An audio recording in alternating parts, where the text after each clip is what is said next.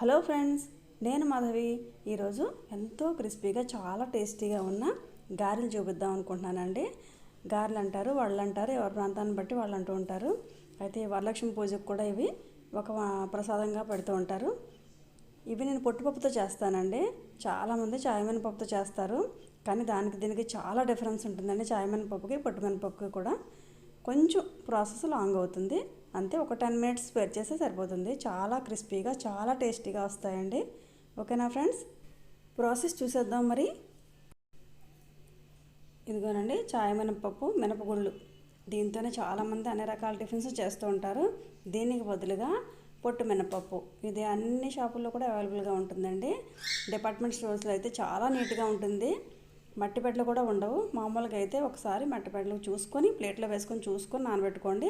4 hours చాయ్ మినపగుళ్ళు నానబెట్టినట్టే ఇది కూడా 4 అవర్స్ కంప్లీట్గా నానబెట్టాలి. బాగా నానితేనే పొట్టు బాగా వస్తుంది. అయితే నానబెట్టే ముందు బాగా శుభ్రంగా 2-3 సార్లు కడగండి. 4 అవర్స్ బాగా నానిన తర్వాత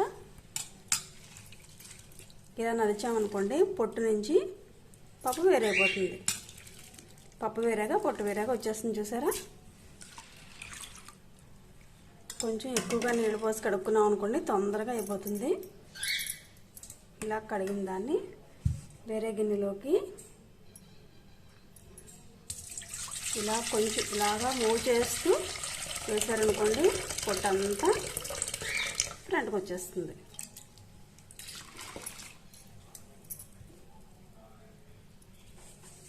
చూసారా? ఇలా కదుపుతూ ఉంటే పొట్టంతా ముందుకు వచ్చేస్తుంది.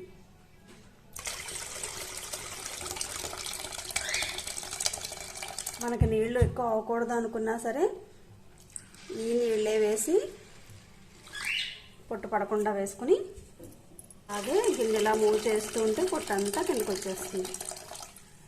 చూసారా? చాలా వరకు అయిపోయింది. 3 టైమ్స్కి చాలా వరకు అయిపోయింది. నేనైతే ఒక బకెట్ పెట్టుకొని బకెట్లోకి వేసేసుకుంటానండి. ఈ నీళ్ళు మొక్కలకు వేస్తాను. చాలా బలం. ఏమీ లేదండి, జస్ట్ వాటర్ వేయడం, ఒక్కసారి చేత్తో పప్పు కలపడం, పొట్టు పైకి తేలుతుంది. నెక్స్ట్ గిన్నె మూవ్ చేస్తూ వేరే గిన్నెలోకి ఉంచుకోవడం, అంతేనండి. ఒక్కసారి ఈ టైంలో ఇలా బాగా నలిచామనుకోండి, ఎక్కడైనా పొట్టు ఉంటే వచ్చేస్తుంది. మళ్ళీ నీళ్ళు వేసుకొని వంచేసుకోవడం అండి. అలా చేస్తే పొట్టంతా వచ్చేస్తుంది. 10 మినిట్స్ పని అండి, అంతే. కడిగిన పప్పులో అక్కడక్కడ పొట్టు ఉంటుందండి, ఏం పర్వాలేదు. పొట్టు ఉండడం వల్ల హెల్త్కి కూడా చాలా మంచిది. హెల్త్ పరంగా చూసుకునే వాళ్ళు అయితే చాలామంది పొట్టు ఉంచుకుంటారు కావాలని.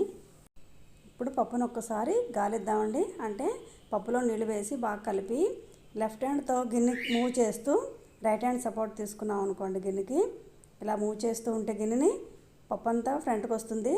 రాళ్ళు ఇసుక ఏమైనా ఉంటే కనుక అడుగు వెళ్ళిపోతాయి. అలాగే పప్పు అంతా పూర్తయినంత వరకు ఆ ప్రాసెస్ చేయాలి. రైట్ హ్యాండ్ సపోర్ట్ తీసుకొని లెఫ్ట్ హ్యాండ్తో గిన్నె మూవ్ చేస్తూ ఉంటే పప్పు ముందుకు వచ్చేస్తుందండి. రాళ్ళు ఏమైనా ఉంటే కిందకి వెళ్ళిపోతాయి, అంతేనండి. లాస్ట్ వరకు అలా చేసుకుంటే ఏమైనా ఇసుక రాళ్ళు ఉంటే అడుగు నిండిపోతాయండి. లాస్ట్కి వచ్చేసరికి కొంచెం నీళ్ళు వేసుకొని పప్పుకు సరిపడా ఇలాగ చేస్తే, కొంచెం నీళ్ళు వేసుకోవాలండి. వేసుకొని గిన్నె అలా మూవ్ చేస్తూ ఉంటే పప్పు ముందుకు వచ్చేస్తుంది. ఎందుకనండి, చిన్న రాయి ఒకటి ఉందండి, అంతే, ఇంకేమీ లేదు. ముందు పప్పు క్లీన్ చేసుకోవడం వల్ల చాలా నీట్గా ఉంది. ఇప్పుడు పప్పు నేను గ్రైండర్లో వేసుకుంటానండి. మిక్సీలో వేసుకున్నాను, మిక్సీలో వేసుకోవచ్చు. నీళ్ళన్నీ వడపోసుకొని ఓన్లీ పప్పే వేయాలండి. కొంచెం కొంచెం మధ్యలో చూసారా టైట్గా ఉంది కాబట్టి కొంచెం కొంచెం నీళ్ళు వేయాలి. చూసారా? కన్సిస్టెన్సీ అనేది ఇలా ఉండాలండి. నేనైతే కొంచెం బరకగానే రుబ్బుతాను, బాగా మెత్తగా రుబ్బను. చేతి అడి చేసుకొని ఇలా తీసామనుకోండి, అలా రావాలి చేతికి.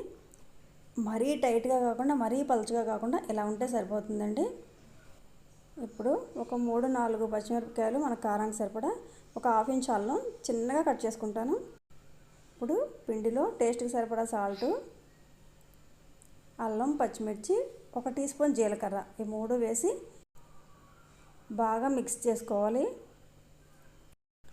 చెయ్యి ఒక్కసారి వాటర్లో తడిపి కలుపుకున్నాం అనుకోండి, మనకు చేతికి పిండి అంటుకుపోకుండా ఉంటుంది. బాగా సాల్ట్, జీలకర్ర, పచ్చిమిర్చి వేసాం కదా, అవన్నీ బాగా కలిసేలా కలుపుకోవాలి. స్టవ్ వెలిగించి స్టవ్ మీద మూకుడు పెట్టానండి. వెడల్పుగా ఉన్న మూకుడు తీసుకున్నాను నేను, ఇనుప మూకుడిది. దీంట్లో డీప్ ఫ్రైకి సరిపడా ఆయిల్ వేసుకున్నాను. ఒక గిన్నెతో కొద్దిగా నీళ్లు తీసుకున్నాను, ఒక గ్లాసు నీళ్లు. ఎందుకంటే చేతి అడి చేసుకుంటూ గారెలు వేస్తే చేతికి అంటుకోకుండా ఉంటే గారె చాలా సాఫ్ట్గా వస్తుంది.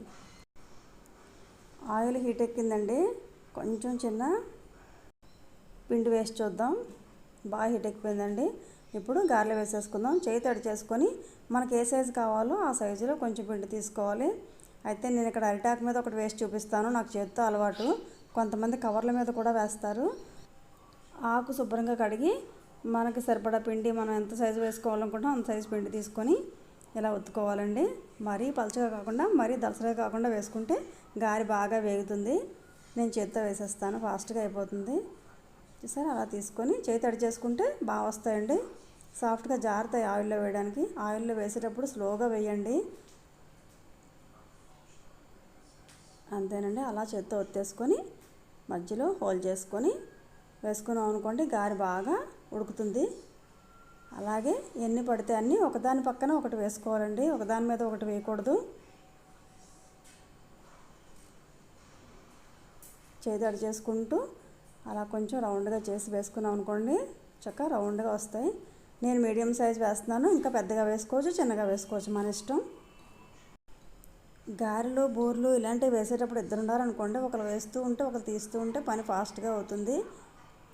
ఒక్కరే అయితే మెల్లమెల్లగా వేసుకోవడం అవుతుంది. తక్కువ పప్పు కాబట్టి ఒకరు వేసుకుంటే ఈజీగానే అయిపోతుంది. ఎక్కువ పప్పు ఉంటే ఇద్దరు ఉండాలి. చూసారా, కొన్ని వేగుతున్నాయి కదా, వాటిని టర్న్ చేసుకుంటూ ఉండాలి. ఇలాంటి దాంతో కానీ మీకు ఏది అలవాటైతే దాంతో, పెద్ద పెద్ద వాటితో చేయొద్దు. ఇలా చిన్న వాటితో అయితే బాగా ఏది కావాలంటే అది తిరుగుతుంది. ఫ్లేమ్ ఇప్పుడు మీడియంలోనే ఉండాలండి. మరి హైలో వద్దు, మరి సిమ్లో వద్దు. స్లోగా ఆయిల్ తుల్లకుండా టర్న్ చేసుకోండి.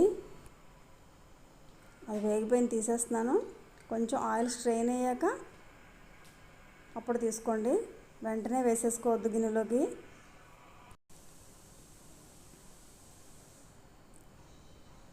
అలా స్ట్రైనర్లో వేసుకొని పక్కన ప్లేట్లో పెట్టుకోండి. ఇంకా ఆయిల్ ఏమైనా ఉంటే వచ్చేస్తుంది బయటికి. డార్క్ గోల్డ్ కలర్ వచ్చే వరకు ఉంచుకోండి, అప్పుడు బాగా వేగుతాయి. చూసారా, అన్నీ వేగిపోయి తీసేద్దాం ఇప్పుడు బయటికి. ఇలా స్ట్రైనర్లో వేసుకోండి. ఒకేసారి తీసేద్దామన్నా రావండి, కొన్ని మిగిలిపోతాయి. అందుకే ఇలా తీసుకున్నాం అనుకోండి, ఆయిల్ బాగా స్ట్రెయిన్ అవుతుంది. దీన్ని పక్కన ప్లేట్లో పెట్టుకుంటే ఉన్న ఆయిల్ కూడా కిందకు వచ్చేస్తుంది. చూడండి, ఒకటి అరిటాకు మీద వేస్తాను, అలా టర్న్ చేసుకోవాలండి చేతి మీదకి. చెయ్యి తడి చేసుకోవాలంతే, నీరు వేసేవద్దు. చేయి తడి చేసుకుంటే సాఫ్ట్గా దిగిపోతుంది ఆయిల్లోకి. గార్లిక్ ఎప్పుడు కూడా మనం గ్రైండ్ చేసుకున్న వెంటనే వేసుకుంటే చాలా బాగా వస్తాయండి. ఆయిల్ పీల్చవు. ఎక్కువసేపు బయట ఉందనుకోండి ఆయిల్ పీల్చేస్తే పిండి పులుస్తుంది కదా, అందుకని వెంటనే వేసుకోవాలి. ఫ్లేమ్ ఎప్పుడు కూడా మీడియంలోనే ఉంచుకోండి. గారెలు వేసేటప్పుడు మాత్రం ఒకసారి హైలో పెట్టుకోండి, తర్వాత మీడియంలో పెట్టేసుకోండి. మనం ఫస్ట్ తీసిన పక్కన ప్లేట్లో ఉన్నాయి కదండి, అవి వేరే గిన్నెలోకి టిష్యూస్ వేసుకొని అడుగున టర్న్ చేసుకుందాం. అడుగున టిష్యూస్ వేసుకోవడం వల్ల ఏమైనా ఎక్స్ట్రా ఆయిల్ ఉంటే పీల్చేసుకుంటుంది. చూసారా, మెల్లగా టర్న్ చేసుకుంటూ ఉండాలి. అటు ఇటు కూడా వేగాలండి. తీసేద్దాం, ఇవి కూడా కంప్లీట్ అయిపోయి. చాయ్ మినపప్పుకి పొట్టుపప్పుకి చాలా డిఫరెన్స్ ఉంటుందండి. టిఫిన్స్లో ఇడ్లీ, వడ, దోశ ఏదైనా సరే పొట్టుపప్పు టేస్ట్ చాలా బాగుంటుంది. ఒక 10 to 15 minutes కొంచెం పని ఉంటుందండి, అంతే. ఓకే ఫ్రెండ్స్, కంప్లీట్ అయిపోయింది గారెలు వేయడం. డిష్లోకి తీసుకున్నాను. చూసారా ఎంత క్రిస్పీగా ఉన్నాయో, చాలా క్రిస్పీగా ఉంటాయి. పైన క్రిస్పీగా ఉన్న లోపల చాలా మెత్తగా ఉంటాయి, చాలా బాగా వస్తాయండి. ఓకేనా ఫ్రెండ్స్, ఈ రెసిపీ కనుక మీకు నచ్చినట్లయితే లైక్ చేయండి, మీ ఫ్రెండ్స్కి రిలేటివ్స్కి షేర్ చేయండి. కొత్తవారైతే సబ్స్క్రైబ్ చేయండి, బెల్ ఐకాన్ ప్రెస్ చేయండి. Thank you.